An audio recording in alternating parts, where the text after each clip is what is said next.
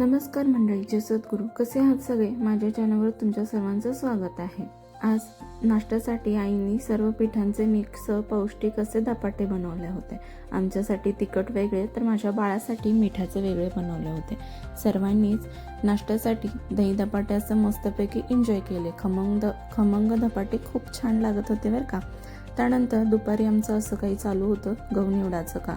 माझं बाळ झोपलं होतं म्हणून आम्ही पटकरून गहू निवडून घेतलं, कारण ती जर जागी असेल ना तर आम्हाला अजिबात ही काही कामं आवरू देत नाही. तिची वेगळीच लुडबुड असते.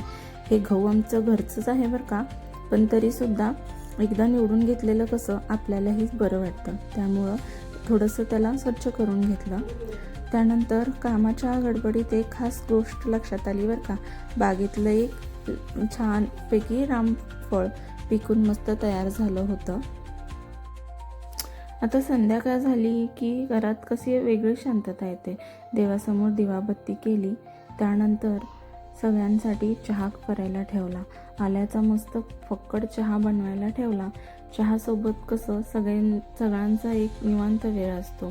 सगळे सोबत बसून चहा एन्जॉय करतो आणि एक वेगळीच थकवा निघून जातो दिवसभराचा आणि एक वेगळीच एनर्जी येते. त्यामुळं संध्याकाळचा हा चहा खूप महत्त्वाचा असतो. बाहेर बघा, अंगणात अंधार पडायला लागला आणि अंगणातला हा आपला असा मस्तपैकी व्ह्यू आहे. एकदम शांत वाटतोय.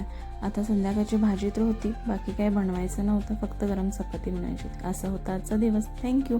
लाईक, शेअर, सबस्क्राईब करा.